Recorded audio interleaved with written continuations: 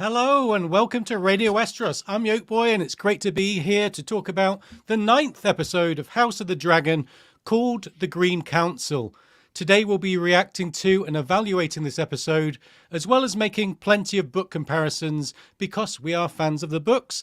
We will avoid spoiling the future plot of House of the Dragon though, and we'll have a spoiler section at the end and give you a giant heads up for that. So whatever your A Song of Ice and Fire, Game of Thrones background, we have a lot to offer tonight. Following on from last week's episode about the death of King Viserys, this episode didn't have a time jump with just a few hours transpiring before the king's body is discovered by a young page. With Rhaenyra and family having left King's Landing for Dragonstone the night before, the focus this time was about the reaction of the Green faction to Viserys' death. With Allison misunderstanding Viserys' final wishes and believing that he had changed the order of succession to favour her son Aegon with his last breath, she felt justified in calling upon her fellow Greens to support Aegon's claim and organise themselves as quickly as possible. However, other Greens, including her father Otto, were already on a front footing and seemed less inclined to be merciful to Rhaenyra and her children than Alison wants to be. The episode examines how even within a political faction with common goals, there are differences of an opinion and conflict. While others scramble to find Aegon and prop him up as a figurehead king, he seems wholly reluctant to take on that role after a lifetime of feeling rejected by his father. It's clear he's not going to make a great leader, but does anyone really care? In placing a son on the throne without sending word to Dragonstone, Alison has laid the final foundations for civil war. It's been a long and wonderful setup this season, but we know with Aegon's crowning, there will be no turning back. So we have so much to say today and I can't wait to go into more depth. So without further ado, I'm going to say hello to my Radio Westeros co-host, Lady Gwyn. Hi everyone. Thank you for being here. Happy to see you all, have you all here listening or watching. This episode, like you said, we have a lot to talk about. Featured a couple of big major departures from the source material. Probably I would think maybe some of the most significant departures. We're going to get into that very shortly. Welcome back, Emily. You're going to be here helping us dig into, well, the stuff from the source materials and the stuff that wasn't. If you know, you know. So before we start, we just want to mention to you all that Radio Westeros is supported by our patrons. And if you want to be a patron of our show, you can find us on Patreon at patreon.com/Radio Westeros, where you can join all the other supporters in getting early access and other invitation to our patron Discord and other benefits. And we will start this stream, as always, with a quick shout out to our Flaming Lightbringer patron, TJ Harrington, our Dragonsteel patron, Peter, and our Palest Milk Glass patrons, Alex, Daniel, Crispy, the Song of Ice, Seth, Kelly, Laura, Sister Winter, Multude, John Wagarian, and Empty Walls, first of his name, as well as B-Word and Mr. J, the Bear and the Maiden Fair, and Sir Tim of House Jib Jab Hot Dog Shop. House motto, we forge the chains we wear in life. And as a reminder, there will be shout-outs later for anyone who uses the super chat option during the show. And thank you very much in advance for that. So I'm going to get us started tonight in the Red Keep. As Yoke Boy said, the episode opens probably just a few hours after the end of episode 8, which I think would make it the shortest time jump of the season. We're in the Red Keep at night. Hallways are deserted. Everything is in darkness. You've got a sad and somber mood, which is accentuated by this gorgeous piano piece called Lament. It's highly reminiscent, I thought, of the music from Light of the Seven from Game of Thrones season 6 finale. The title of that episode was The Winds of Winter. But if you'll remember, that is the episode where Cersei blows up the Sept. And once again, Ramin Djawadi just hits it out of the park and helps the show prove that sometimes the most compelling way to tell a story is just pure visuals accompanied by a very simple score. So I loved this scene. I think it might have been my favorite part of the episode. We see a young page boy making his way along corridors down some stairs. Eventually, he finds Allison's maid Talia and gives her the news of the king's death. And then it's Talia who breaks the news to Allison. But remember that episode 8 confirmed that Talia also works for Mysaria, feeding her information about the goings-on at the Red Keep. And sure enough, in spite of Allison's order to tell no one, we soon see Talia lighting a branch of candles in a tower window, which undoubtedly is a signal to someone outside the castle. Alicent, on the other hand, hurries to tell her father the news and also to tell him that Viserys, as she understood it, altered this succession with his final words to her, which no one else witnessed. But Otto, being Otto, needs no more than this to immediately put his long-laid plans into action. And one has to wonder, given the depth and breadth of those plans that are soon revealed, how he would have reacted if Viserys hadn't spoken to Alicent in that way. I have to assume that he would still have sort of steamrollered ahead. But, in the aftermath of the dinner from the previous episode, with Alicent apparently accepting Rhaenyra as the future queen and both making these kind of motions toward reconciliation, that would have made it a lot more complicated, I think. So Alicent's mistaken belief, I think, is a very convenient relief to her father, freeing him of the necessity of convincing her to support him in this plan that he's been, laying out probably for years, in spite of Viserys's very public final wishes. Fire and Blood actually describes Viserys's passing and its immediate aftermath like this.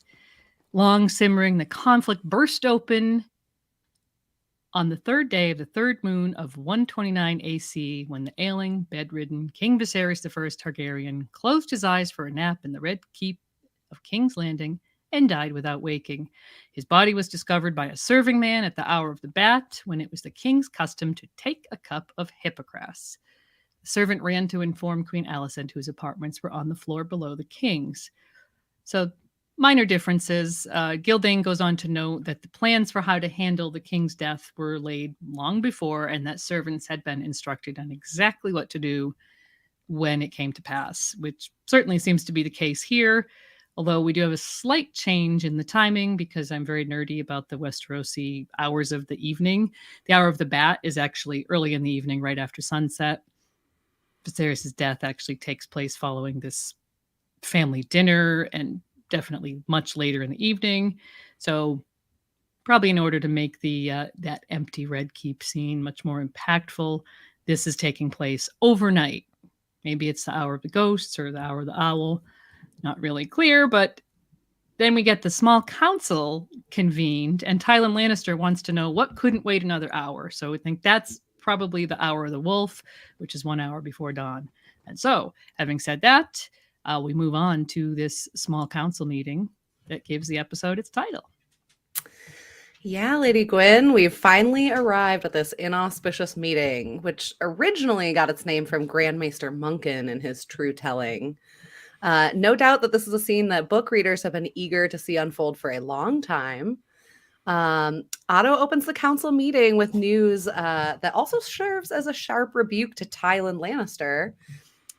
He styles Viserys the Peaceful and calls him their friend, as if these words will override the fact that they are about to betray their friend's lifelong wishes and plunge a peaceful realm into war. Alicent, frazzled by the death of her husband and, previously unaware of all the plans that the council begins to just roll out, once again shows her naivete as she asks if they'd been planning to install Aegon without her knowledge.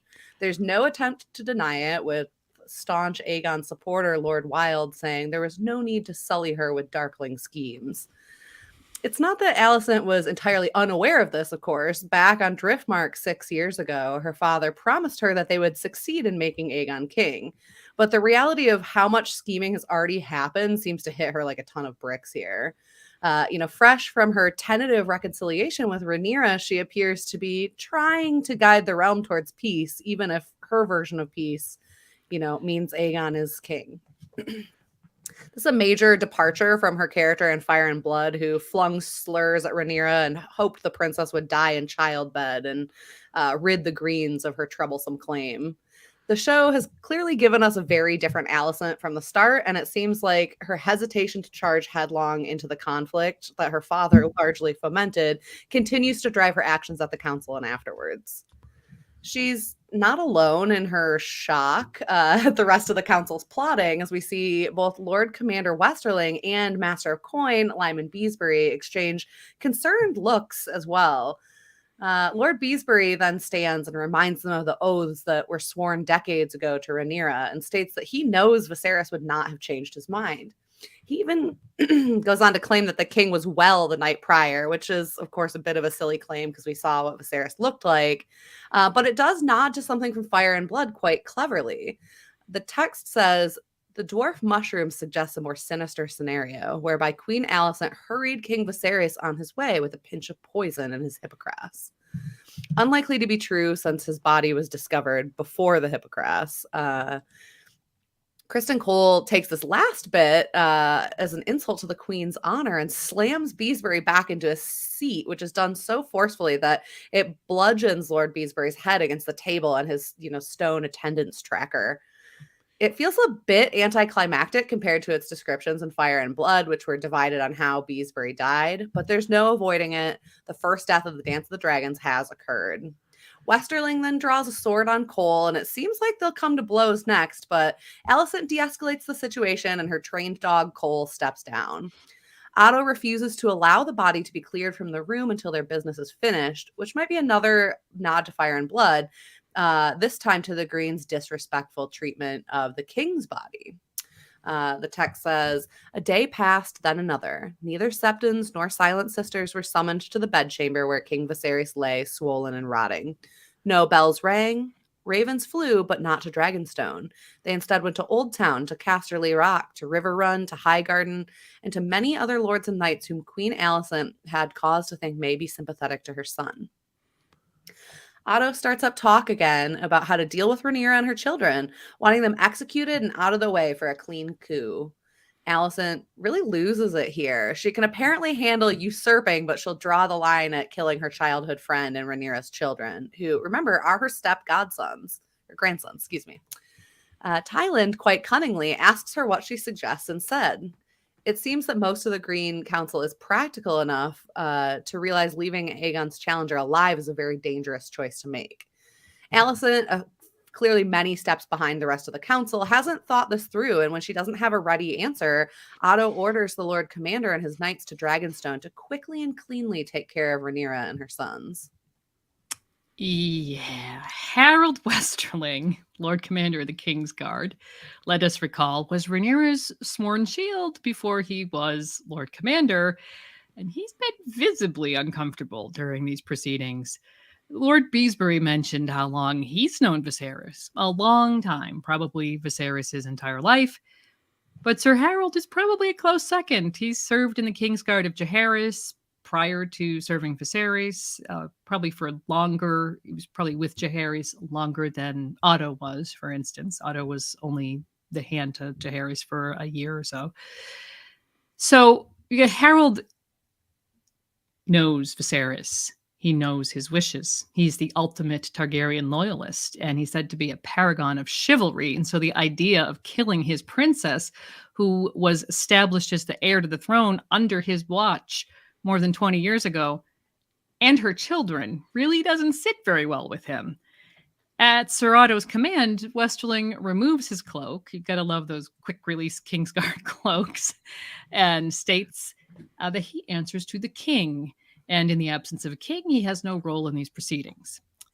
In Fire and Blood, speaking of having no role in these proceedings, Harold Westerling died in 112 AC. In fact, the only mention of him in Fire and Blood is saying that he died. So many, many years before Viserys died, and he was succeeded in the book at that time by Sir Kristen Cole. So with his expanded role here in the show, allowing the showrunners more time to align Kristen Cole more firmly with the Greens, Sir Harold's continued presence is a bit of a mystery, meaning that it's very hard for us to predict what he'll do next. We will say that his exit from the small council chamber is highly reminiscent of another Lord Commander's hasty exit following the death of the previous king. And here is the relevant part of Barristan Selmy's exit from the Red Keep. It says he reached up and undid the clasps that held his cloak in place, and the heavy white garment slithered from his shoulders to fall in a heap on the floor. His helmet dropped with a clang. I am a knight, he told them. He opened the silver fastenings of his breastplate and let that fall as well. I shall die a knight. Finally, he drew his sword. He flung it at the foot of the Iron Throne. Here, boy, melt it down and add it to the others if you like. It will do you more good than the swords in the hands of these 5. Perhaps Lord Stannis will chance to sit on it when he takes your throne. Ouch. He took the long way out, his steps ringing loud against the floor and echoing off the bare stone walls. I did cut out some of the parts where people were making fun of Barristan and Sansa's inner thoughts, but there you go. That's the gist of it. Very similar. Barristan kind of storms out and is not heard from again for a very long time. So since Sir Harold has no real role in the story that's dictated by Fire and Blood, his exit leads to the possibility that, like Sir Barristan, he'll reappear at some point in the future, perhaps looking to serve the rightful ruler of the 7 kingdoms. Could it happen next week? Maybe. We have struggled to find any sign of him in, spoiler shots, but potentially season 2, like, who knows? Could be something completely different happens to him.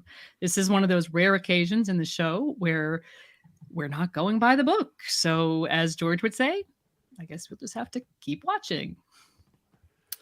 Absolutely. One of the big successes for me in this scene were the lords and counselors, who are our secondary characters. We get so little time with our small counselors, and yet the actors and the relatively scant dialogue characterize each of them really well and faithfully in the scene.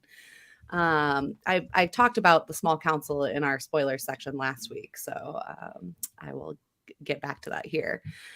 Lord Jasper Wilde, aka Ironrod, being 100% down to clown with these darkling schemes, as long as it ends up with a man sitting the throne. Very accurate to his character. We also have the Grand Maester saying very little, but taking time to check Beesbury for signs of life right after the act. In Fire and Blood, Orwell is one of the primary sources for the events of the dance, and claims that in this meeting he, spoke up for Rhaenyra, while others say, more reliably it seems, that it was Beesbury and Beesbury alone. Orwell's lack of dialogue supports the idea that he might retroactively claim that he said more than he did. There's an argument that Fire and Blood, being an in-world history, was written by the victors, and so this little rewriting of his own role at the Green Council plays into that theme nicely. As for Tywin Lannister, we see him being smug and prideful once again. Our friend Sir Joe on the Radio Westeros Discord said that he enjoyed Tywin quietly jumping out of the way of the Kingsguard and then sitting back down when the danger between Cole and Westerling passed. Last week in our spoiler section, like I said, we talked about this and what side of the war they'll ultimately come down to. So if you missed that but are interested, go back and check it out. I was really delighted to see all their contributions to the council. Yeah, a very interesting scene there. And what happens next is described by the showrunners in the Inside the Episode segment as a race against time, a Hitchcockian suspense story as the Greens race to consolidate power, as well as establish which person within their own ranks will be calling the shots. There's a scene in the beginning in Helena's room where she is embroidering while her and Aegon's children, young Jaehaerys and Jaehaera, are playing together. When we first met Helena, we saw that she was a bug fanatic And here she's stitching together what appears to be a bug of some sort, maybe a spider. We also know from previous episodes that Helena has a special wisdom about her, having predicted that Aemond would need to lose an eye to gain a dragon way before that sequence of events ever happened.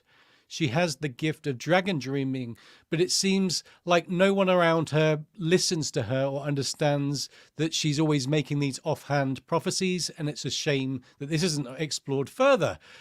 Here she tells her children's nanny that it is our fate to crave what is given to another. If one possesses a thing, the other will take it away. So here she's speaking with great clarity, I think, about the nature of possession and power that is very apt, given there's a sort of coup developing following her father's death. Personally, I love Helena, and despite not getting much screen time, these snippets of wisdom and prophecy have really enriched recent episodes in a way that feels very George R.R. Martin, I think.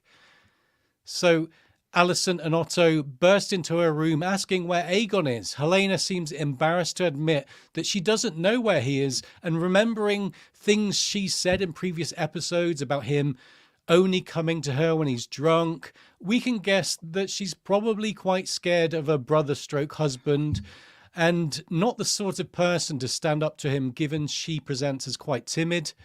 When Helena asks Alison what's happened, it seems, although she does get glimpses of the future, they are either so random or so cryptic that she doesn't get a good grasp of what's happening at all times. So she's a bit confused. Alison tries to sit next to her to tell her that her father is dead, but Helena seems extremely uncomfortable being touched, and she visibly flinches. She cuts Alison off and tells her mother urgently, "There is a beast beneath the boards," which of course is a line of prophecy she first muttered last week around the dinner table when Viserys were trying to bring the family together. There was a lot of fan speculation about what this line meant. I personally thought it was something from the future of the story that I can't really go into because of spoilers, but book readers will probably know what I'm talking about. However, at the tail end of the episode, we now know Rhaenys comes up through the floor of the dragon pit on the back of her dragon Melees. So that was probably, I think, what Helena was seeing in her dragon dreams, remembering that prophecies are often figurative in their language. Of course, there will be more on that scene later, but here we see how uncomfortable her seeing snippets of the future makes her. She's clearly tormented by the idea of this beast beneath the boards. Being married to a brother who has already been shown to be abusive, Helena strikes as a very sympathetic character who, given she'll soon be queen, will surely be caught up between the political machinations of those around her. In this cutthroat world, there's an innocence about Helena, and it's no wonder that fans love her for it. The scene ends with Aemond walking into the room. He must have heard that something's going on. The framing, Alison talking to Helena and then Aemond coming in, is very similar to the scene from episode 6 where we first see Alison interacting with Helena and then Aemond, which was also written by Sarah Hess for what it's worth. As this is a race against time, we quickly cut to the next move. Yes, we do. So Otto finds Sir Eric, that's Eric with an E, sharpening his sword, wanting to know Aegon's whereabouts. Eric basically says he's not sure, admitting that Aegon uses his authority over his sworn shield to order him away so that he can then escape into the city to satiate his basest desires. Eric appears ashamed of that fact, and once again we're reminded of the conflicting loyalties that come with knighthood, and particularly an appointment to the Kingsguard. He admits he knows where to look for Aegon, and Otto orders him and his twin, Sir Eric with an A, to find Aegon. He does not want them wearing their white cloaks, which is both practical for a stealth mission, I've got to say, and will also help obscure the fact that anything is wrong. Remember, news of the king's death is still, for all they know, completely locked down within the Red Keep at this point. Otto closes the scene by saying that they must bring Aegon to him and him alone. Given the exchange between Otto and Allison earlier, it's clear that the Hand is attempting to control as many pieces on the board as possible to ensure that his long-laid plans go off without a hitch, even if that hitch might be his own daughter. True. The next scene is very brief. It's Princess Rhaenys, sleeping in her chamber. We see her wake up. Some noise has disturbed her. She's aware that she's just been locked in. And when no one answers her calls at the door, she goes to the window and looks out to see that people are being rounded up. We get to see where some of the people are taken. Servants go down to the black cells immediately to keep the news from spreading. And Talia is actually among them. And she's shown asking for a guard. And then we get to see Larys Strong lurking ominously in the corridor. Fire and Blood tells us those servants who knew of the king's passing were sent to the dungeons. Sir Criston Cole was given the task of taking into custody such blacks as remained at court, those lords and knights who might be inclined to favor Princess Rhaenyra. Do them no violence unless they resist, Sir Otto Hightower commanded. Such men as bend the knee and swear fealty to King Aegon shall suffer no harm at our hands. So we'll see what happens to the lords and knights that were rounded up shortly. Okay, let's talk about Alison and Kristen. Following Otto sending the Cargill twins out to find Aegon, Criston Cole comes in to see Alison and informs her of the latest developments. Alison is trying to find her son first because she wants to influence him before her father does. I really like that there are factions and then there are factions within factions throughout this story. It gives more nuance to this whole setup than simply saying, here's one side against another. Everyone has their own idea of what they would like to happen politically. And I think this is a good reflection of real world politics. Alison concedes that given Eric is Aegon's sworn shield, Otto now has the advantage. Alison gives an impassioned plea to Kristen to find Aegon, show his loyalty, and bring him to her first. Then she whispers in his ear that everything you feel for me as your queen. And that line seems strangely intimate there. I'm not sure where the show will go with the Kristen-Alison romance, but there is certainly some groundwork going on if they chose to take that path. At the least, Alison is sort of manipulating Kristen, and we'll get to this more later, but there's definitely some power games going on between her, Kristen, and Larys, and she seems to be manipulating and is in turn being manipulated by these people at different times in the episode. So some complex dynamics are going on. That's great character work, I think, and no less than you'd expect from this story. Kristen, of course, vows not to fail his queen, and there behind him, Aemon's voice interrupts the intimate moment by saying, "I'll come with you." Alison protests, but it makes sense that Aemon does go along with Kristen because he's one of the few people to know of his brother's doings. It's interesting to consider here what Aemon's motives are. He seems very quick to volunteer himself to go along. I find it very unlikely that Aemon just simply wants to tag along and just genuinely be helpful. We know he's an ambitious guy who feels more worthy and fit for rule than Aegon. So the question is, what would he have done with Aegon if he'd managed to find him down some dark alley somewhere out of view? And we did discuss this. We were on Joe Magician's channel on Sunday evening. We did talk about this. Would Aemon have told his brother to run off somewhere and make sure none of the Kingsguard got to him before he left? Or does the possibility that he could kill Aegon cross his mind? It's interesting to wonder how far Aemon would go in this situation. If he thought he could get away with murder, he's certainly keen to go along. And when Kristen nods his approval, the pair leave in haste, and we see the deep look of worry on Alison's face. She's now left alone to consider what might transpire if Otto is able to exert his influence before her.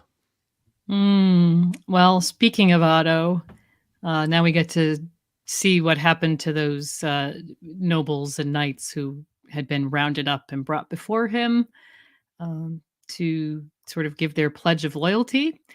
Not being a member of the royal family, he's in the throne room and he's standing in front of the Iron Throne, but there are no Kingsguard present because it's just the hand. So all the guards are dressed in Hightower green. When Otto demands that these people who were judged to be potentially loyal to Rhaenyra bend the knee to Aegon, most comply immediately, but we see Lord Merryweather attempt to leave, saying he must consult his house. The hand makes it clear that no one's going to leave without making their choice. And so Lord Merryweather and Lady Fell decline to bend the knee, stating that they're going to keep their vows to Rhaenyra, and they're summarily removed by Hightower guardsmen. That's enough to convince most of the others who had been hesitating to comply, but Lord Caswell, looking especially nervous, is the very last to do so. Throughout these proceedings, you see that Lara Strong is watching, no doubt, observing exactly how each individual reacted to the demands of the hand. Fire and Blood does report that eventually Lady Fell and Lord Merryweather were executed for staying true to their vows to Rhaenyra, following old Lord Beesbury to the grave for their loyalty. One twist missing from the show so far is that one of the Kingsguard who served Viserys and then Aegon is actually a Sir Willis Fell, so it was related to one of these early nobles who was executed. Their exact relationship isn't known, but I think that's interesting. He kind of put me in mind of the Swan. He was the Swan family in the main series who just sort of covered all the bases with their loyalties. Shortly afterwards, we do get to see a scene of Lord Caswell mounting a horse in the castle yard and waiting for the gates to be opened for him. And what follows is the slowest gate opening scene, I think, in history. I think it actually cuts back and forth to other things while the gate is being opened. It seems like it should have been a lot easier than that.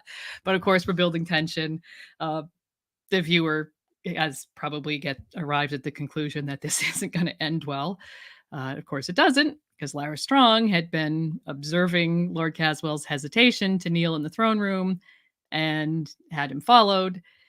So Lord Caswell is seized just at the last moment and brought before Sir Otto, who orders him pretty quickly to be given to the king's justice. We'll see later that Caswell was hung inside the Red Keep, which is another departure from Fire and Blood. Just of note, hanging is a grave insult to a man of this rank. Usually nobles, if they're going to be executed, are given the sword, and thus you get all the heads mounted on spikes. But he's hanging right inside the courtyard of the Red Keep. So far, what we're seeing are mostly minor lords declaring their support for Rhaenyra, with Otto suggesting that many of the more significant houses will be persuaded to support Aegon. Of course, time will tell on that front, and I'm actually going to talk a little bit more about Rhaenyra's loyalists in the spoiler section. So let's right now move on to the next scene. Yeah, we get a small scene that shows the Silent Sisters preparing the body of the king. Alicent's there overseeing this, but it's a very different setting than Vaemon Valarian's burial preparations, which were done in a more public part of the Red Keep. Instead, it seems that the sisters have come to the king's apartments and that they're alone. As Silent Sisters, perhaps they can be trusted to keep the news quiet, whereas maesters and servants aren't bound by vows of silence and are therefore less trustworthy. This is a nice nod to that same bit we mentioned towards the beginning of the stream, where the news of Viserys' death was very suppressed as his body began to decay alone in a sealed room. Alicent is more sympathetic in this portrayal, and as she grieves over her late husband shedding tears alone where no one can see it, it's hard to imagine this version of the character being so uncaring that she would let him rot. Regardless, it's clear that both she and Otto are prioritizing crowning Aegon before laying Viserys to rest. You have to wonder what the small folk of King's Landing must have been thinking, being told that the king has died, but really having none of the traditions surrounding a king's death to communicate that period or change. There's no bells rung, there's no viewings in the sept, no cremation by dragonfire. We'll get back to that later, though. Okay, so next up, we're going to go back to Rhaenys, locked in her room. She gets a visitor. It's Alicent, come to talk to her. Rhaenys is extremely indignant at being held in her chamber with no explanation. When she sees Alicent, she quickly guesses the reason, though, and the usurpation. Rhaenys really doesn't believe for a moment that Viserys changed his mind, but Alicent doesn't seem to want to spend much energy trying to convince her.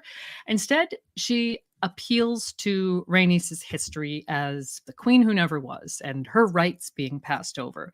She's so eager to find common ground, obviously placing her own son in that role of the rightful heir being passed over, that she totally misses the irony of the role that sex played in the decision of the Great Council of 101, in Viserys' succession, and actually the justification that's now being used by her own father in small council to elevate Aegon over his older sister. In an effort to turn Rhaenys against Rhaenyra, she goes on to catalog all the woes of Rhaenys' life. Her children are dead, her son cuckolded, her husband gone in the stepstones for these past 6 years. And it seems like she's laying everything at Rhaenyra's door. Although maybe there's a bit of a shorthand for Daemon's involvement in this as well. Rhaenys states, "The word of my house is not fickle." Remember that just the day before, she declared in court that she supported Rhaenyra, and while with those words, she almost certainly meant House Valerian, whose house words are the old, the true, and the brave. Don't forget that Rhaenys was born a Targaryen, something that I think is emphasized when she later addresses Alicent as Allison Hightower. If Alicent is to be identified by her birth name, then so should Rhaenys be, after all. The queen continues in her effort to win Rhaenys to her cause, addressing her as cousin, yet another reason for Rhaenys to make that decision, that distinction, Allison Hightower, telling her, "You should have been queen by blood and temperament, but here we are. We do not rule, but we can guide the men that rule." Alicent seems to be dismissing her husband as a king and seeks to place Rhaenys on her own level. Placing themselves in the shadow of powerful men seems like a strange tactic to take with Rhaenys, who might have been queen in her own right.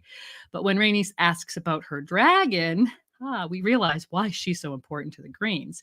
Alicent tries to brush past this issue by suggesting that with Meleys, Rhaenyra might be, or without Meleys, Rhaenyra might be persuaded to negotiate. We know that Alicent is desperately seeking a solution where her son is safely installed on the throne, but without the ugly necessity of killing his half-sister, his uncle, and their 5 children.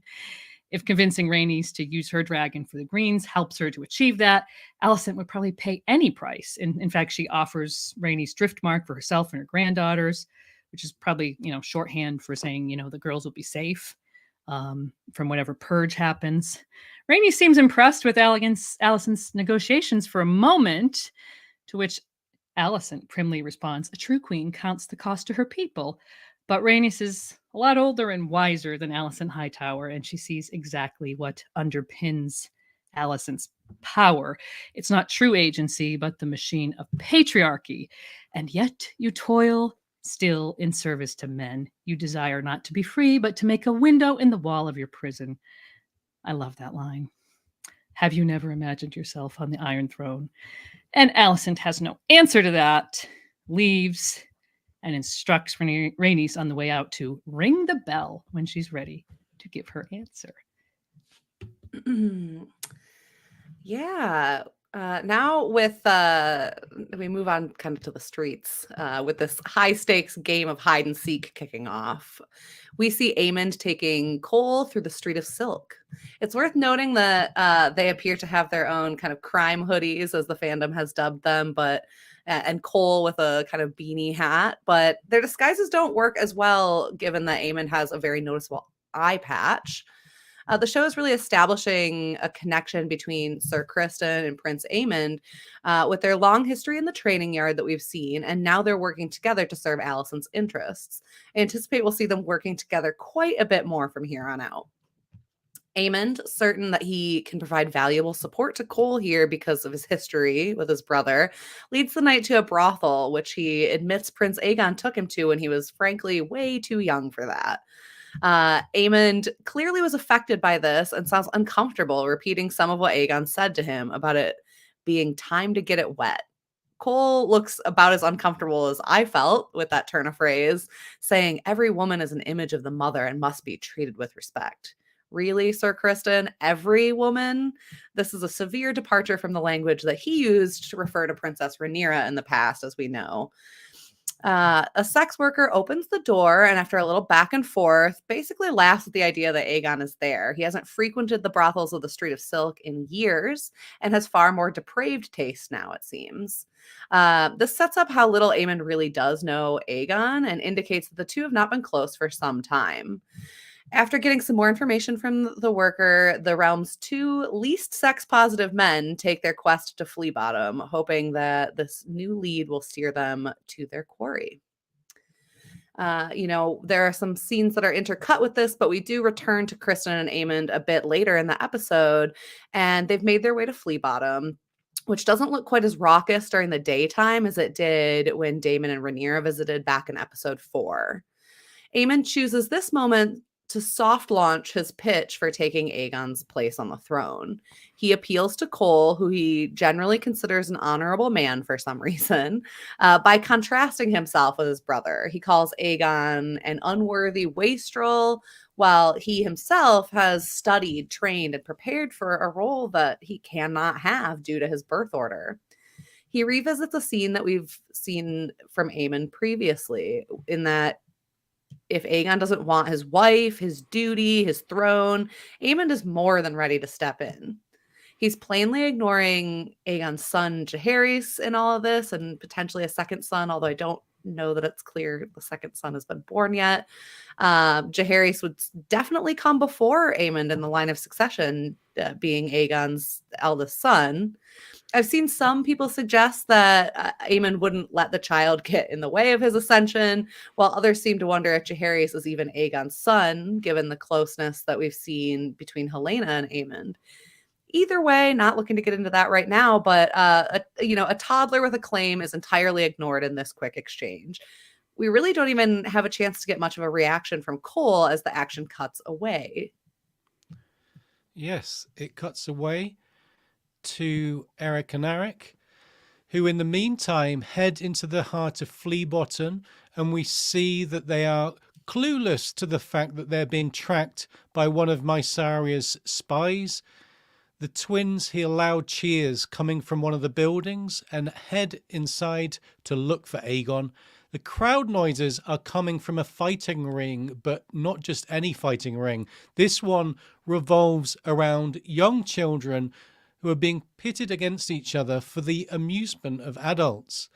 Eric looks rightfully disgusted and asks how old these children are. Eric guesses at 10 years old and says the children grow their nails and have their teeth filed for the fighting. And this really puts us in mind of the main series with Rouge and Biter. Biter had also had his teeth filed to sharp points, probably so he could fight dogs and be more effective in the pits like these children. Very, very dark. Yeah, what a scene in Flea Bottom. Really disgusted to see this. We can guess that the Gold Cloaks must be turning a blind eye to these despicable events, meaning there's a lot of corruption going on in the city that's manifesting here in the abuse and exploitation of children. Although in Fire and Blood, Eric is Rhaenyra's sworn shield and by now is on Dragonstone and not part of the events. Here, he's shown in this canon to actually be Aegon's sworn shield and therefore is privy to Aegon's lifestyle. He seems disgusted but not surprised at this scene and tells his brother that not only does Aegon frequent this place, but he's also fathered children here, which paired with the fact that young children are being exploited in this scene does make us consider how old the mothers of Aegon's children might be. After last week, there was already every reason in the world to really hate Aegon, but now it just gets worse and worse. What's interesting in the scene between Eric and Eric is that the former begins to try and convince the latter that, quote, Aegon is unfit to rule. Eric, though, puts the emphasis on doing one's duties and says that they swore a vow. In the main series, we get a lot of commentary via Kingsguard members like Barris and Selmy and Jaime Lannister about the theme of honor versus duty. If you swear a sacred vow to a king and the king wants to do terrible things that dishonor you as a knight, then how do you react? It's a really uncomfortable question and usually causes a high degree of cognitive dissonance within the heart of Kingsguard members. But here we see the tension not within one heart, but between two twins who both seem to have very different ideas.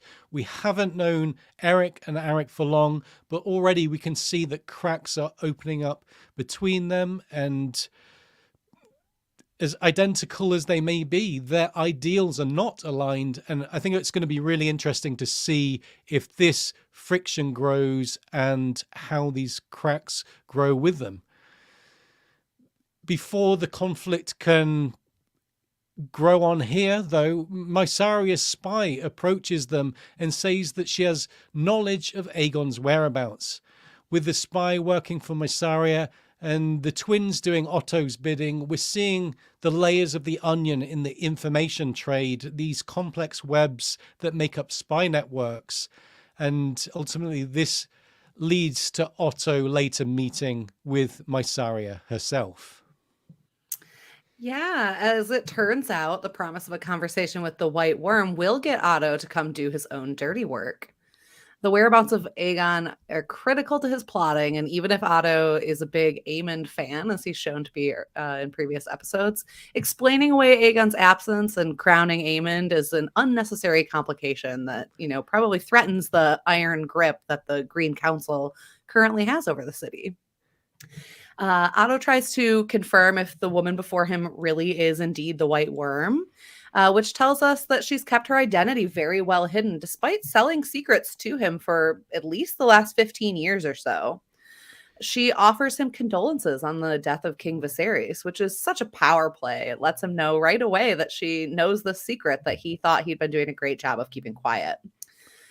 She gets paid to keep talking and makes it clear that she has the prince safely tucked away. Given the news from the Red Keep, someone might have come looking for him. She's demonstrating her wisdom and her network here, and Otto takes note. He presses her for the location of the soon-to-be king, but Mysaria isn't willing to give up the information without, the payment that she desires. Rather than more coin, she says she wants those child fighting pits that Aegon frequents dealt with. She says the crown either tolerates or ignores them because they can, but now it's she who has Aegon and therefore has the power. This reminds me a little bit of Varys, the spider, who is often ruminating on the meaning and the source of power. He's another spy master who, through his backstory and his connection to the commoners in their spy network, now recognizes how much power the common people really do have. Instead of intimidating Otto with this statement, he plays it cool and tells Mysaria that he'll remember their conversation. At the time, it's open-ended whether he meant that he, promised to look into those fighting pits or into her for, threatening him, basically. She presumably gives away the location, and it's safe to assume that Kristen and Aemond, who'd been spying on the conversation from the beginning, also overhear, or could just follow the twins to the hiding place. Yeah, they're not exactly really great covert operatives. They haven't exactly been subtle, but they do manage to find Aegon at the Great Sept. Once they have him in hand, after considerable resistance, who tells them at one point that he wants his mother, which is kind of pathetic. They tell him that, nope, they're going to go instead to meet his grandfather outside the city walls. It's kind of unclear what Otto's intentions were. Probably he was just hoping to keep Aegon away from Alicent and her own hunters. Although considering both Aemond and Aegon mentioned the prospect of him taking ship for the Far East, it is kind of tempting to wonder if the hand's intention was something a little more nefarious.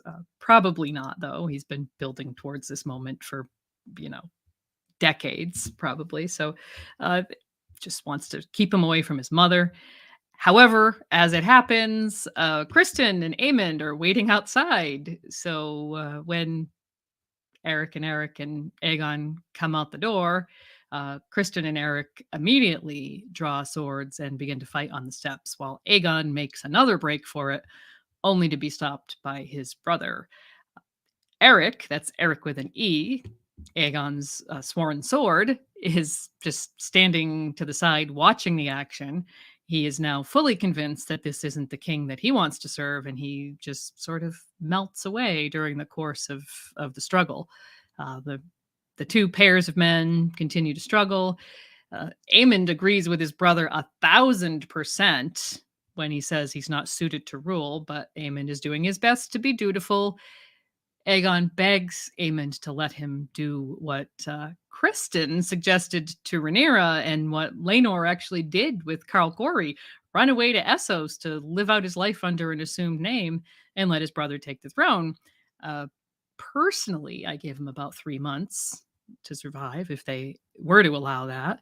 But even as Aemond appears to sort of hesitate, at least he's thinking about it, because we know that he would love nothing more. He's very tempted, and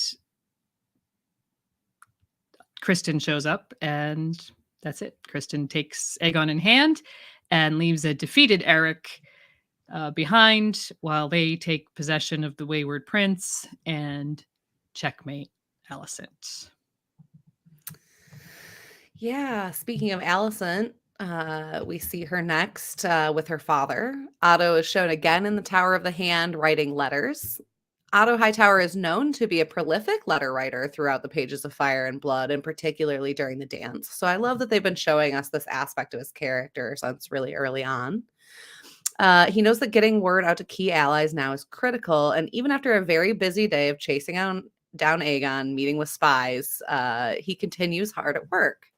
Now Alicent arrives, and he treats her very childishly, saying "well played" in reference to her champion Kristen getting to Aegon before the Cargyle twins could. She refutes that it's not a game, and he says she treats it like one. Say what you will about his morals, but Otto has certainly been working hard at his goal for a long time and clearly finds this newfound backbone that Alicent is displaying frustrating. The language he chooses here is meant to belittle or manipulate her, and when he notices that she's not taking well to the insinuations that she's playing, he switches tack, trying to evoke an emotional, familial connection that will get her back under his power. We get that delightful line from one of the trailers. "Whatever our differences, our hearts remain as one," he says, to which she refutes, "Our hearts were never one." Despite Otto's words to her on Driftmark years ago, he never really transformed into treating her as an equal. He just let her believe that, she was a player instead of his pawn to move about the board. She's beginning to accept this now after the Green Council, the race to find Aegon, and the especially eye-opening conversation with Rhaenys about the nature of power. Otto then argues that he's doing what he must, and he really lays his philosophy out here. Sacrifices aren't easy, but what ruler hasn't had to choose the safety of the many over the lives of the few? This reminds us of some other characters from the main series, such as Tywin asking Tyrion, "Explain to me why it is more noble to kill 10,000 men in battle than a dozen at dinner." We also see Stannis grapple with sacrificing the lives of those who have king's blood in order to, bring on victory or fulfill a prophecy. This idea that killing a few in the name of future peace, or realistically future success for the murderer and their cause, is all over A Song of Ice and Fire and the pages of our own histories as well. But Alicent has a great reply to this, saying reluctance to murder is not a weakness. She then reminds him who has the power in this situation. She has Aegon. She calls the shots. They will send real terms to Rhaenyra because Viserys would have wanted mercy for his daughter. Kristen Cole will become Lord Commander. Aegon will be crowned immediately at dawn using the crown of his namesake, Aegon the Conqueror. All of King's Landing will attend, and the king will wield Blackfire. She's pulling in all these symbols of Targaryen power and linking them to Aegon, a wise branding decision when you think about it. We know later in the history as Daemon Blackfire has been given possession of the sword Blackfire, and that's seen as a huge signal that he, not his true-born half-brother, is meant to rule. Alicent understands that the illusion of power is critical now as they seize the throne. The small folk must buy into the idea that Aegon is their king, and all these props and set pieces in the audience will help authenticate that. The only thing more Targaryen than a king named Aegon wearing the Conqueror's crown, wielding Blackfire in the dragon pit would be, I don't know, a real dragon. Anyway, Alicent says her piece, and Otto, doesn't get much of a rebuttal. He likely agrees with much of the plan and sees the wisdom in her desire to act fast, but, he has to still get in the last word here in an attempt to wrestle back some control of the daughter that he's used to maneuvering a lot more easily. So he says, "You look so much like your mother in certain lights." She's, grossed out by this, I think, and sighs and walks out. And he says to himself, "As you wish." Yeah, so after Otto makes this creepy, "you're just like your mother" comment, which signifies the control he's had and continues to have over his daughter, and calls back to those early scenes of him telling her to wear her mother's dress, she leaves the room, no doubt seeking a moment for herself. But as she pours herself a drink, Larys Strong sort of creeps out from the shadows, and there's another eye roll from Alicent. We can tell immediately that she does not want to be alone in this room with Larys. "The hour is late," she tells him. Larys replies that he's found out something she should know, and Alicent looks almost like she's about to cry, and we sense something really weird is going on between these two. In previous episodes, we've seen them dining together, and then after Larys had his family killed, and we know he used these circumstances to sort of bind them together in a way that seems increasingly creepy as time has gone on. And all the time we've been wondering, what exactly is driving Larys's character? What are his motives? Remember that after the burning of Harrenhal, Larys told Alicent that he would find a way for her to repay him. And this scene here answered a lot of those questions a lot more bizarrely than anyone would have guessed. Not that this fetish is unusual or bizarre in itself, but having it as your character's central motive certainly is. So Larys has information on how Otto found Aegon first. Alicent sighs and looks down at the floor in shame, and we sense there's a quid pro quo situation going on that is demeaning to her. There's already been a close-up of Larys's clubfoot, and now we see Alicent taking off her shoes. Larys responds by conveying some more information about a web of spies that Otto has been using. But he stops short of telling her his full knowledge. For that, she needs to take her stockings off, and Larys is watching on, and he seems transfixed. The back and forth between them very much reminds me of Silence of the Lambs, where Clarice Starling has to reveal information about her childhood to Hannibal Lecter in return for details of a serial killer she's trying to capture. But anyway, in return for the stockings off, Larys reveals that one of the spies was Talia, her lady-in-waiting. We've previously seen Talia imprisoned with Larys while Larys was lurking outside the cell. So it's a good bet that he had her tortured in order to unravel this web. He concludes that the head of the network needs to be killed, and we realize that Larys is offering to do it for her, providing he gets something in the bargain. By now, we can pretty much tell what he wants, and Alicent puts her feet on the couch and looks away as Larys unzips. Wow, it's a shocking scene. Lady Gwyn was next to me when we watched it, and she burst out with, "This is the worst thing that's ever happened in Game of Thrones." And yeah, the idea that Larys is motivated primarily by a foot fetish is, quite a silly character motive, I think. And there has been many memes and jokes and people finding humor in the darkness of this scene. But for Alison's character, this is certainly an abusive situation. For all of her ambition to be an autonomous, powerful woman, men are still seeking to control her. And in this case, Larys has a strange hold over her and is using her for his sexual gratification. From his perspective, it seems he's feeding on an obsession with feet stemming from his own disability. But of course, dynamics like this are often about power. Surely he gets off on the fact that of all the feet in the Seven Kingdoms, he has access to the Queen's feet. And I guess he must feel extremely powerful here, as abusive men do in these types of situations. So yeah, I don't know what you all think of these scenes, but as I said, it was something of a shock.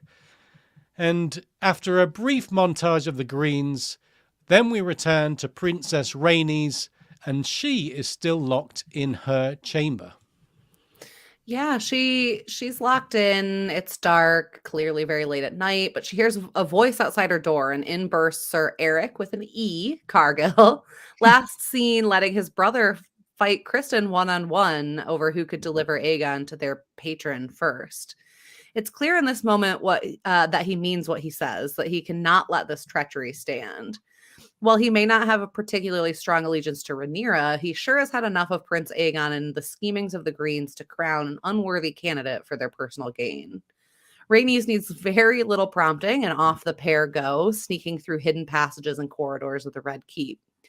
They pass through a courtyard where Lord Caswell has been hanged, confirming for Rhaenys that the Greens have already drawn first blood in their quest for power. She gets one good long look at the skull of Balerion on her way out, and this likely sticks in her head as she makes her next moves. Earlier, we saw Viserys tell Rhaenyra that the dragons are the true power of House Targaryen, not the throne or the sword or the crown, not even Valyrian blood. And I think she's remembering this about her house when she later makes her appearance at Aegon's coronation, which is full of kind of those false or lesser symbols of Targaryen power. As they escape in the middle of the night, we get a very quick shot of Myseria's manse burning. A cloaked man is fleeing the scene, and he's got a small pin on his cloak, which may or may not have been that, symbol of Larry's clubfoot. I think the audience is supposed to be unsure at this point. Was it Otto getting retribution on his source for daring to speak truth to power? Was it Larys making good on his agreement with Alicent to take care of the queen bee and scattering the hive who spy on her and her family? I think the latter is much more compelling, as Otto is generally pretty intelligent and has been leveraging the White Worm's intel for a long time. Besides, Larys stands to gain the most if Mysaria is killed. Those worker bees may go looking for a new queen. Nobody said the queen bee had to be a queen or a bee. Perhaps a firefly instead? Dawn breaks and we see Eric and Rhaenys again on the streets of King's Landing. Rhaenys makes it clear she will not leave Meleys, stating it as a fact rather than as a plea to her protector.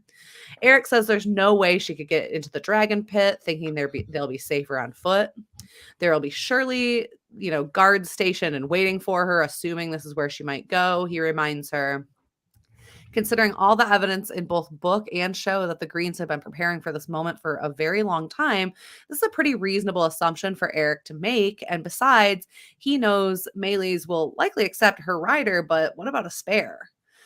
Before the conversation goes much further, there's yelling and prodding, and we see the gold cloaks beginning to corral and direct all the small folk somewhere. Rhaenys and Eric get forced apart. It's a little scary for a second, and all seems lost until the queen that never was realizes where the crowd is heading, the site of Aegon's coronation, the dragon pit. Want to tell us what happens next, Lady Gwyn? Yeah. Rhaenys said, love that look on her face when she realizes where they're going. She's just getting swept away to exactly where she wants to be. Inside the dragon pit, there are some preparations going on. Alicent had decreed to her father that Aegon would be crowned at dawn in a ceremony at the dragon pit, with all the residents of King's Landing commanded to attend. She was savvy enough to decide like Emily was saying earlier, that her son would be given all the visible symbols of Targaryen kingship. He had the name of the conqueror. He would, in fact, be only the second king to bear that name. And he would also wear the conqueror's crown, carry his famed Valyrian steel sword. And speaking of Valyrian steel, I want to mention that there's been considerable confusion amongst fans about the conqueror's crown. Both The World of Ice and Fire and George's descriptions of the Targaryen kings from 2005 for the artist Amok for his contributions to the Fantasy Flight Games art book described the Conqueror's crown as, quote, a simple circlet of Valyrian steel set with big square-cut rubies. But the same crown is repeatedly called an iron and ruby crown in Fire and Blood. So whether this is a retcon or an error, the part of George and his editors is up for debate, but the fact is the show seems to be using the Fire and Blood description. The crown of the conqueror that we saw definitely seemed to be made of a dark gray, heavy metal, probably iron, set with large rubies. And then we see a brief scene of it made ready for the coronation, along with the sacred oils that will be used to anoint Aegon in the name of the Seven. Following this, we get a scene where Alicent and Aegon are speeding towards the dragon pit in that royal wheelhouse. Oh boy. Yeah, and we get a look inside that wheelhouse. This is going to be the final moment of privacy between mother and son before he is presented to the small folk. Aegon cuts a reluctant figure for someone who is about to be named king and inherits so much power. Alicent tells him to have the decency to look grateful, sort of shaming him. But Aegon is so despondent, he can't even feign an interest in his position, a position others would certainly kill to be in. In the past couple of episodes, we've seen how awful Aegon is, and watchers are by now having serious reservations how things are going to go, granting someone of his dark character with even more power. Yet we've never fully understood why exactly he is the way he is until this scene, I think. When he answers his mother's encouragement, he says, "My father never wanted this." As I said, Aegon's done some horrific things recently, and there's certainly no forgiving him for his ill deeds. I'm not trying to do that. But in terms of understanding the character and his motivations, these few lines about the relationship with his father speak volumes. He says Viserys favored Rhaenyra's claim because he simply didn't like Aegon. And although Viserys had made up his mind about Rhaenyra before Aegon was born, we can see that from Aegon's point of view that it might have seemed that his father was rejecting him on a personal basis. The truth is that while Viserys was going to stick with Rhaenyra is there no matter what, probably, he did also seem to neglect his children with Alicent, I think. So it's easy to see why Aegon feels rejected by his father, feeling like one of your parents doesn't love you, and internalizing that pain can be a destructive force. And it's clear from this scene that that is the root of his self-loathing. Like I said, given the gravity and depravity of his bad behavior, this excuses nothing. But I think it was important to take a minute to understand Aegon's inner demons right before he accepts the power of the crown. Alicent attempts to encourage him by telling him that Viserys ultimately wanted you to be king. And Aegon, he can't believe it. He laughs at the suggestion and says, "Don't toy with me, mother." When Alicent produces Aegon the Conqueror's Valyrian steel dagger, which Viserys always kept by his side, Aegon seems tempted by the power, and he starts listening to what his mother's telling him. She asks him that when he's in power, not to heed Otto's advice to kill Rhaenyra and her children. But then, given what we've learned about Aegon's sadism in recent episodes, viewers would be right in not banking on Aegon taking a virtuous path here. When he doesn't answer, but instead asks his mother point blank if she loves him, We see his torment served up on a platter. Aegon just felt unloved, so he loathed himself as a result, and that led to bad behaviors, which led to his parents chiding him, and that sort of creates a feedback loop of more negative attention from his parents and more self-loathing, and spirals down like that. And yeah, unforgivable behaviors that are not relatable in that sense, but it's good to know where these villainous traits are rooted. He's a boy who felt rejected by his parents, and that part of him is relatable. Yeah, I agree. Well summarized. So presumably from the wheelhouse, they eventually arrive at the dragon pit, and this is where the coronation is going to happen. It seems pretty safe to say that Aegon's coronation is modeled after real-world ceremonies, specifically that of the kings of England.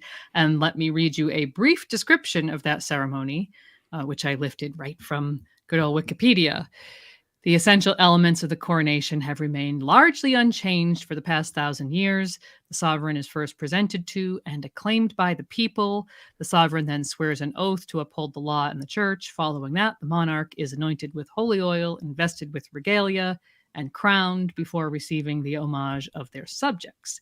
So Aegon's ceremony follows this model more or less exactly. He's presented to the people by his grandfather and his hand, Sir Otto, and enters the dragon pit under a very long saber arch formed by gold cloaks. This is a real-world custom too, but a much less ancient one. It's typically used in military weddings, and it wouldn't have happened in the time period that we're usually emulating in Game of Thrones, House of the Dragon, which is, according to George, supposed to be about the 14th century. So this is the one element of the ceremony that I found took me out of the moment. It didn't quite fit the period. There were some other things too, really history nerdy objections, but nonetheless, it was very impressive looking and cool bit of choreography. I don't know how they pulled that off with just, basically an hour to plan it. So kudos to them for doing that. Then you get on the dais, Aegon is anointed with the holy oils by Septon Eustace. Royal regalia basically are the visible symbols of kingship. Generally, you get a scepter or a ceremonial sword or something like that. And of course, Aegon is already bearing the most potent symbol of Targaryen kingship, the sword Blackfire. And by the way, he also has the Valyrian steel dagger that was always carried by his father. So he has all of the regalia. And then after being anointed, he is crowned by Kristen Cole, the new Lord Commander of the King's Guard, the man who is known to history as the Kingmaker. And this is the reason why.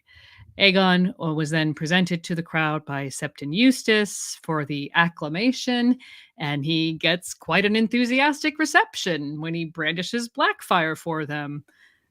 They love that sword, but they also maybe approve of him. This could be the first time in his life where he basically experiences this unconditional acceptance. The smile on his face certainly seems to reflect that he's very happy with this positive attention. So it is, however, worth noting that none of the small folk would be in the know as to exactly what the ins and outs are of the succession. They have no idea that Aegon is technically usurping his sister, and that she doesn't even know yet that her father is dead. So, they're just going along with it because this is what they've been told is happening. Real world coronations also are typically held many months after the death of the previous sovereign, for the reason that death usually entails some period of mourning, and it's seen as quite inappropriate to have a joyful ceremony like a coronation during that time of mourning. Only successions that are bound to be challenged will feature this sort of hurried coronation. And we know that the Greens fully expect to be challenged, basically crowning Aegon within 24 hours of Viserys' death. In Fire and Blood, the announcement of the king's death and Aegon's coronation were actually two separate events.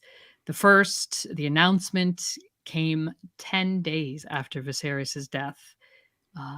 We mentioned earlier that they basically just left his body to rot while they went about laying their plans for the usurpation. But 10 days later, riders went out into the city to spread the word. It says, riders went forth on pale horses to spread the word to the people of King's Landing, crying, King Viserys is dead, long live King Aegon. Hearing the cries, some wept, whilst others cheered, but most of the small folk stared in silence, confused and wary, and now and again a voice cried out, long live our queen. The coronation and held an unspecified number of days later was held in the Dragon Pit because, quote, the pit's thick walls, strong roof, and towering bronze doors made it defensible should traitors attempt to disrupt the ceremony.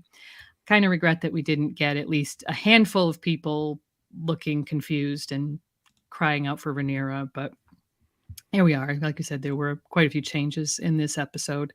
While, in House of the Dragon, these Greens surely do expect a challenge, which is why they're rushing through this coronation so quickly. Perhaps they even anticipated that one might come from outside, as stated in Fire and Blood, as the bells rang out to celebrate Aegon's accession. Surely none of them, well, maybe one of them, expected the challenge to come from beneath their feet. Yes, Aegon is enjoying being crowned more than he'd imagined. And as Lady Gwyn said, there's a brief moment where this kid who feels that he's been unloved is suddenly very loved by this crowd through their cheers. Perhaps he wasn't expecting that reaction. He looks very happy, and Allison manages a smile too. Then, from out of nowhere, rocks go flying and there's a big puff of dust, and the small folk begin to scream. That's right, it's Meleys. Rhaenys had been swept into the dragon pit along with all the small folk and managed to slip away into the lower levels to find Meleys, as all eyes were on Aegon being anointed by Septon Eustace. Remember that Alicent had told her to ring the bells when she had to answer back at the Red Keep. Well, this seems to be an answer as the bells ring out for Aegon's coronation. She wanted to desperately to escape with her dragon, not only for the importance of dragons in any upcoming hostilities, but also no doubt due to their lifelong bond. However, given that the dragon pit was full for the coronation and all exits heavily guarded, as indicated by Sir Aric, the path of least resistance seemed to have been to crash through a solid stone floor and cause all kinds of mayhem. Small folk are swept away, and no doubt some of them died in the chaos of the rockfall and then Meleys swatting them away with her tail. So it certainly wasn't a maneuver without casualties. I guess from Rhaenys' perspective, imprisoned and with her life under threat, this was the only way she could manage an escape with her dragon. By now, the dragon is trying to turn around. Small folk are running to the door, and through the carnage, we see Rhaenys looking absolutely badass in her armor on Meleys. The Greens look absolutely shocked and order the doors to be opened, otherwise they're going to be trapped with Meleys. At this point, they are trapped and at the mercy of Rhaenys, who only has to say one word to roast all of them. Alicent's first thought is of a daughter, and she says, "Get Helaena." As we mentioned earlier, Helaena had been uttering a prophecy about a beast beneath the boards, so this could be what she was seeing in her dreams. Coming face to face with the raging dragon would be frightening enough for anyone, but given Helaena seems so timid, it must have been especially terrifying if this was what she was prophesying in her dreams and she could see this moment coming. And there she was, not being able to do anything about it and watching the scenario unfold in front of her. book fans did have other ideas what the prophecy meant, and so do other people. But, all the book fans were probably wrong because, of course, this moment doesn't happen in the books. So if this is the answer, then there was no way of foreseeing that this would turn out the way it did. As Melly's inches forward and the music reaches a crescendo, Rhaenys is on the verge of saying Dracarys. You can just see her. She's just about to do it. The camera goes to Allison, who closes her eyes, and I think she's expecting to get roasted any second. While the dragon lets out a sonorous scream that would not be out of place in Jurassic Park, she does not release any flame. Rhaenys has decided to show mercy. Is it a mistake to show mercy? Is it better to murder a few people to save many? Can you justify this sort of killing when it might serve the greater good? All of those questions come to us at this moment, questions that have been floating around in this episode and, of course, are well rooted in the original book series. We've already touched upon it, but to add some, Ned Stark, for example, believes that mercy is never a mistake, and he says as much to Renly Baratheon, whereas Renly's brother Stannis would gladly sacrifice a child to protect the realm. Here, Rhaenys, according to an Eve Best interview and information presented in the Behind the Episode, chooses to show the Green faction mercy on account, in part, of Allison being a mother who wants to protect her kids. And to this, keep in mind that we see Aegon sort of cowering behind his mother in this scene. Another thing to keep in mind, and this is courtesy of one of our patrons, Sir Gladworth, is that George has recently confirmed that there's an yet unintroduced third son of Viserys and Alicent serving as a squire with the Hightowers in Old Town. So murdering his entire family would undoubtedly set up Daeron, who, a dragon rider himself, as a challenge to Rhaenyra. So she wouldn't have exactly solved everything by doing this. Daeron still exists. And so anyway, after her moment of mercy, Rhaenys wheels Meleys around to fly off through the doors, presumably to find Rhaenyra on Dragonstone and fill her into all this information that's being withheld. Time will tell if that was a decision that Rhaenys will later regret. One thing's for sure, she will not get the opportunity to take out almost the entire Green faction in one fell swoop again. Now, surely, we're headed to civil war instead.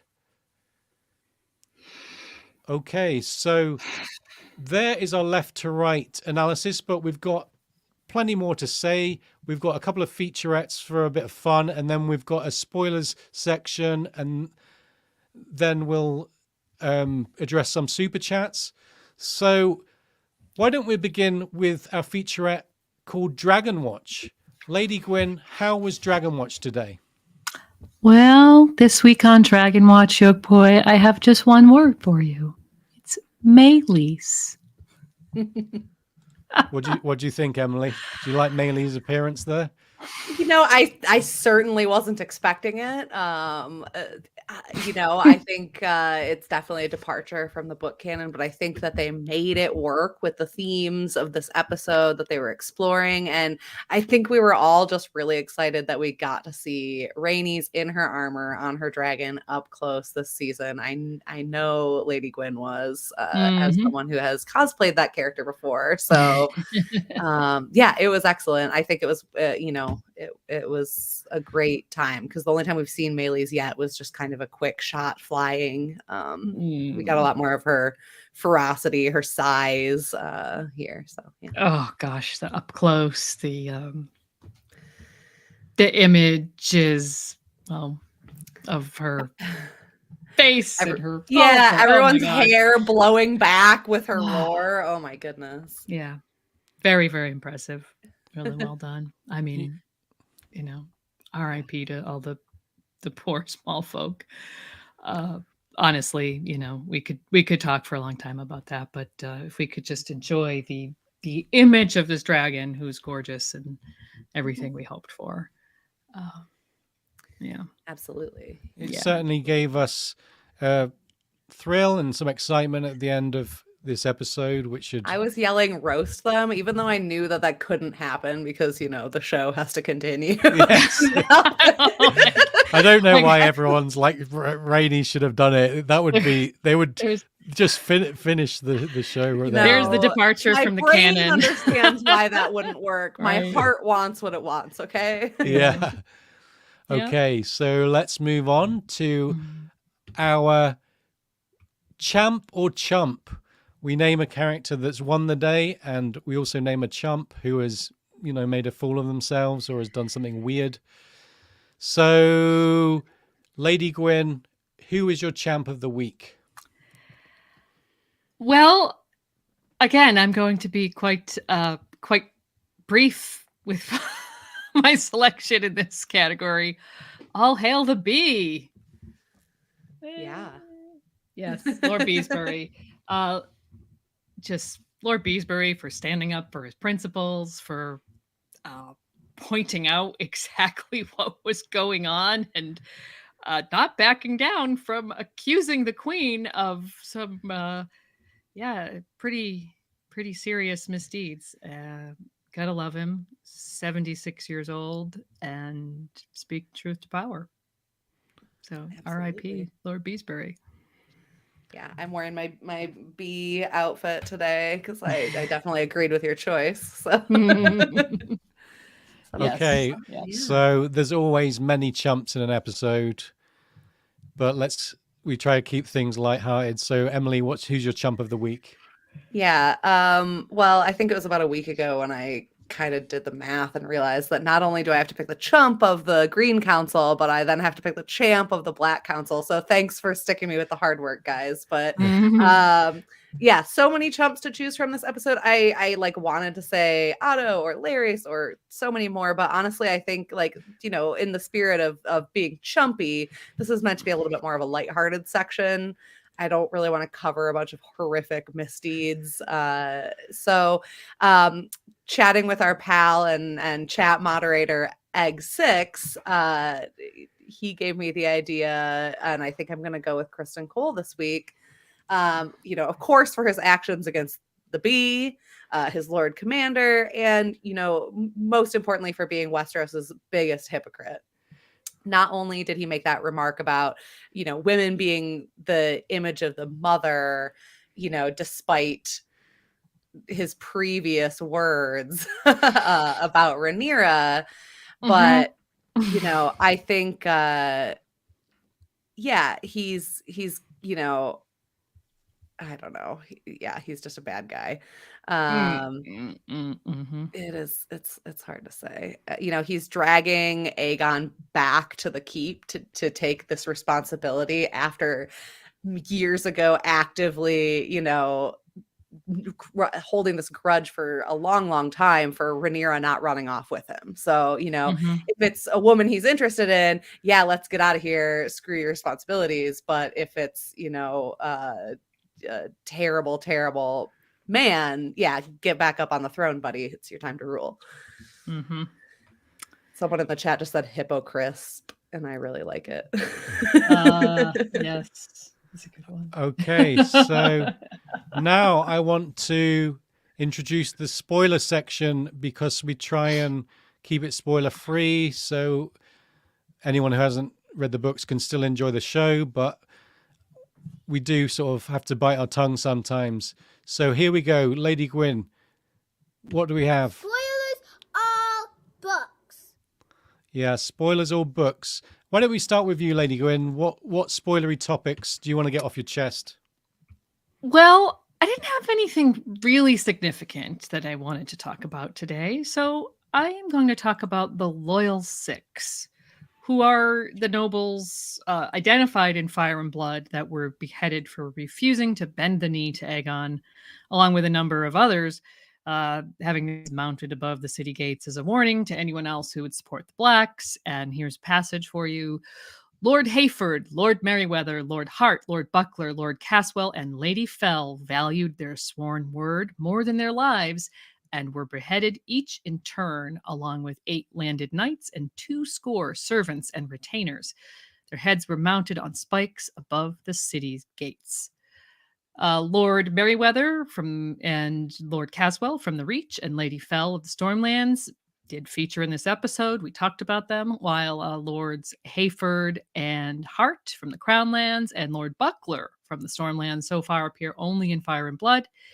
In spite of the executions, all of their houses would continue to support Rhaenyra. In particular, the homes of House Caswell and Merryweather, Bitterbridge and Long Table, respectively, will be significant locations during the war to come, with Long Table besieged at one point by the Greens' massive Hightower army in the south, and Bitterbridge being the location of the death of King Aegon's son, Prince Maelor, one of the more horrific events of the war, as I'm sure you'll all agree. I think it's also noteworthy, if we can dig in a little bit, that a number of these houses supported King Maegor 3 generations earlier in his war against his nephew Aegon the Uncrowned, before all changing sides to Jaehaerys. So I have to wonder if their staunch support for Rhaenyra now came as a result of their kind of ancestral shame at backing the wrong horse in that previous civil war. They, more than anyone, would have reason to know what Maegor really was. And given that, and the Greens' constant comparisons of Rhaenyra and Daemon to Maegor, I think that it's telling that people who actually, or houses that actually supported Maegor in the past, are loyal to Rhaenyra and Daemon. Not because they thought Maegor was great, but because they know just how terrible he was. And in spite of that, they're still supporting Rhaenyra and Daemon. So finally, we get to Lord Hart, who was executed for his support of Rhaenyra. His relationship to a member of his house named Lady Hazelheart isn't specified, but whatever it is, whether he's an uncle, a grandfather, or a cousin, he is definitely a relation of Lady Hazel and her 2-year-old daughter, Daenerys Velaryon, who is the future wife of King Aegon III. And even as these executions are taking place in King's Landing, she is growing up, presumably happily, with her Velaryon family on Driftmark. So it was obviously a connection with House Velaryon, with the Harts. So yet another reason for them to be steadfast for Rhaenyra. I know that's a lot of history and genealogy, but I love how much George fleshes out these histories of even tertiary or lesser characters and houses to make their motivations believable, giving us, very much fleshed out characters and stories, breathing life into his world by threading those stories throughout generations of Westerosi history. I just can't get enough of the world building. So there you go. Yeah, I agree. This week, I'm talking about the twins. Was that not specific enough for you guys? Which twins? There are more than a few sets in Hot D, but I am talking about Sirs Eric and Eric Cargill, who, according to George, were inspired by brothers from Arthurian tales.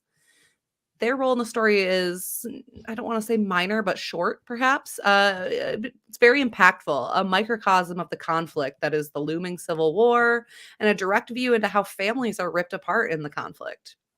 It's not just House Targaryen that's divided, as we'll see, both with House Cargill and many others to come. In the books, Sir Eric with an A sides with Alicent. That's actually a really good way to remember who's who, by the way. A for Alicent, A for Eric. And Sir Eric with an E sides with Rhaenyra.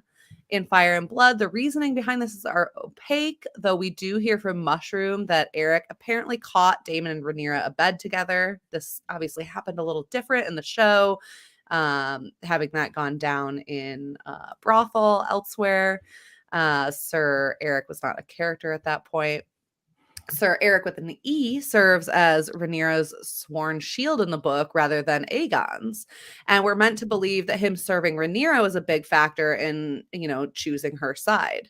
The show did a somewhat clever inversion here, using his closeness to Aegon as Aegon's sworn shield to drive him away from the Greens. In Fire and Blood, the brothers ultimately do fall on opposite sides of the conflict, and a Green's plot to the Queen's plot brings the brothers together one final time. According to Fire and Blood, Sir Kristen orders Eric with an A to Dragonstone, meaning to impersonate his twin in order to gain easy access. That's kind of a clever plan. The goal there was to carry out what we actually saw Otto suggesting in this episode, a quick death to Rhaenyra and her children to clear the field for Aegon cleanly. But Eric was unlucky in this, running into his twin on the way to carry out his fell deeds, and the brothers fought an epic duel to the death. It's said in stories and songs that they fought for hours before dying in one another's arms. Yet Mushroom claims the whole ordeal was much quicker, a few fatal blows in a few seconds. I guess we'll have to wait and see if the twins are yet to meet again and whether history sides with the singers or the fool on this one. Okay, so next week we head into the season finale. This is very exciting stuff. It's been a great season, and they're going to go out with a bang, I think. There's discussions going on about how far into the Dance of the Dragons next episode is going to go.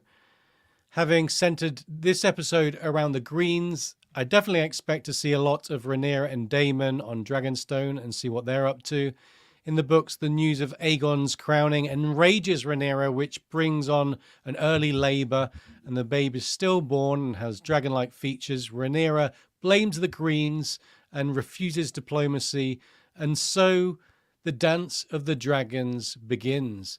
She organizes a Black Council, and banners are called, and so I'm guessing in the next episode we're going to see this scramble from both sides, trying to cement allegiances that are going to split the realm in two.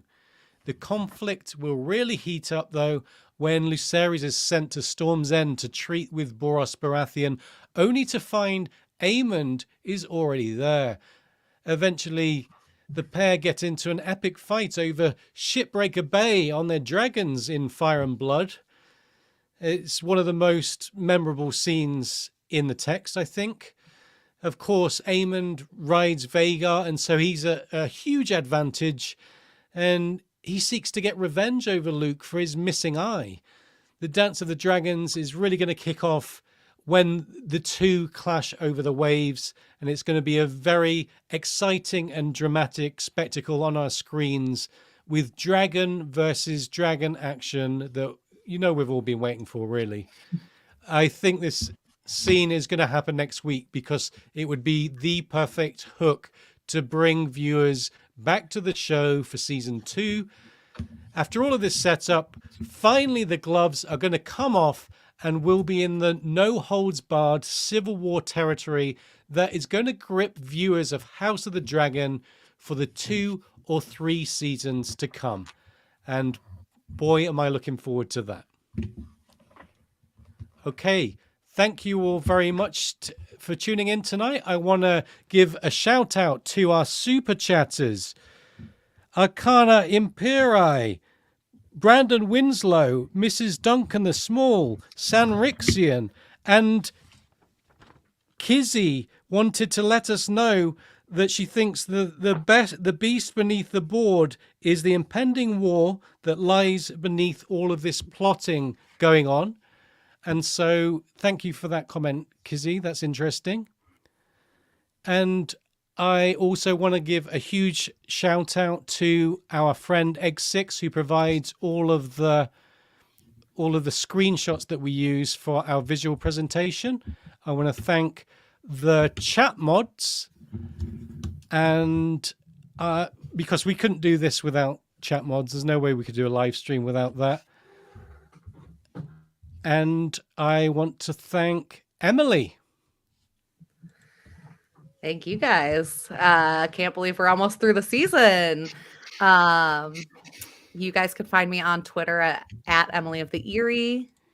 Also this weekend, I'll be joining two of our chat mods, San Rixian on her Twitch channel, along with our other chat mod and graphics extraordinaire Egg6 to do a Patreon drawing stream. You don't have to be a patron to watch the stream, but San Rixian will be taking, art requests from her patrons and drawing them live. We hang out, we have a good time. So if that sounds fun, that's Saturday at 7 p.m. Eastern, if you can join us.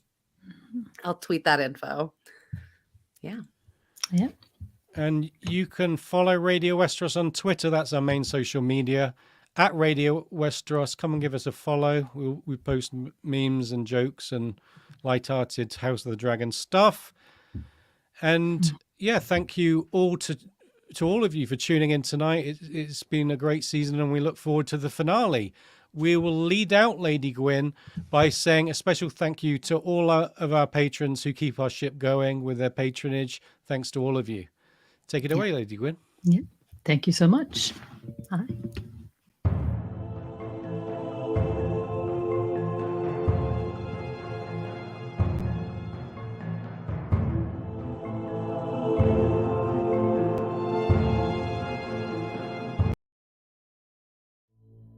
Radio Westeros is supported by patrons. Thanks to all of you, including our Valyrian Steel patrons. Aileen, Akiva of House Hunt, Akka from Ashai, Oxheart, Amber the Adamant, Anna, Hortense of Ashai, Arshia, Blight Spirit, Archmaester Kobe of the Higher Mysteries, Cabot the Unfrozen, Marge of the Mage, David, Dean, James K., Lord Sosa and his faithful canine companion Theoden, Jill, Miss Jody, J.M., Herbert Westeros, the Miskatonic Maester, Epimetheus, Juna of House Aiko, Casey, Lady Silverwing, Infandaris, the Unspeakable Terror, Luke, Mark, Boss, Noble Sir Matthew, Sword of the Early Moon, the Sithorian, Sally, Sheila, Tristis Lorien, Wild Child of the Wolfswood, W, Sword of the Evening, and Lady Direliz of Castle Naki, the Alpha Patron. And our Castle Steel patrons, AJ, Aegon the Sixth, the only Arsling you need, Alex, Allie B, Allie C, Amber, Ashenot Yara, Oakenfist, Bran the Builder, Brian, Camille, Casey, Charitable Rereadings, Chris, Christian, Maddie and Jessica, Sir Clint the Andal, Sir Duncan Cole, Convenience or Death, Sir Archibald Cadogan, David, Dimitri B, Dennis, Esme, Liza, Emily of the Eyrie, Ezra, Felix, Sir Gladworth, Greg, History of Westeros, Brendan B. Fish, Goldie Juke, Jim McGeehan, Winter's King, John Aris, writer of the Ice Dragon Cenarion, The White Storm, Sir Gage, armorer of Castle Greyguard, Julie Beth of Tarth, Judson, Archmaester June, healer of the Lesser Poxes, Katie, Lady Kelly, mistress of the Old Bay of Crabs, Mathos of House Baratheon of Dragonstone, armed with the Valyrian sword Malice, Tree Girl, Sir Galahoo of What, Lena Snow, known as the Twilight Star, Lemba, Liston, Nessie the Questing Beast, Monaro Geek TV, Maria, Margareta, and our cohort of Matts, Matt A, Matt C, Matt K, Matt L, as well as Beatrix Rainfall, Maester Mary, Michael M, Anime Lover Nicole, Nimble Nick One Iric, Patrick, Peter Pebble, PJ, Paul B, Paul H, Richard, Sam, Sarah, Sean, Sir Daniel the Sneaky Russian, Sir Swift the Peppered Knight from the House of Black and Grey, Shari, Cern, Kaiser Susie of the Free Folk, Terry, Sir Terrence, Knight of the Cedars, Theo the Cannibal of Casterly Rock, Haima Helmint the Sellsword Sentinel, Valen Valentine, Maiden of the Black Frost, Virginie, Quarren Halfhand, and Yvonne. If you enjoy the podcast, consider being a patron and you could be hearing your name here too. Visit patreon.com/Radio Westeros for details. Don't forget to like and subscribe. Thanks again for joining us. We'll see you all again next week. Bye for now.